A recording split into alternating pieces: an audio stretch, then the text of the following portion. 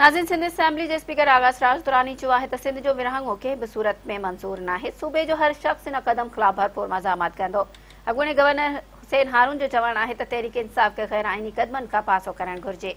कराची में सिंध असेंबली जे स्पीकर आगा सराज दुरानी सां सिंध जे अॻूणे गवर्नर हुसैन हारून मुलाक़ात कई, जंहिं दौरान कराची जे मसइलनि बाबति जोड़ियल कमेटी जी कराची खे वफ़ाक़ हवाले करण वारी सिफ़ारिश समेत मुल्की सियासी सूरतहाल ते ॻाल्हियूं कयूं वयूं। मुलाक़ात दौरान स्पीकर आगा सराज दुरानी जो चवणु हो त कानून वारी वफ़ाक़ी वज़ीर पारां आर्टिकल 149 लॻाए करे वफ़ाक़ जे मातहत करण वारी तजवीज़ मज़म्मत जोगी आहे। सिंध जो विरहाङो कंहिं बि सूरत में मंज़ूर नाहे। हुन वधीक चयो त सिंध जो हर शहरी कराची खे इस्लामाबाद हवाले करण वारनि क़दमनि जी भरपूर मज़ामत कंदो।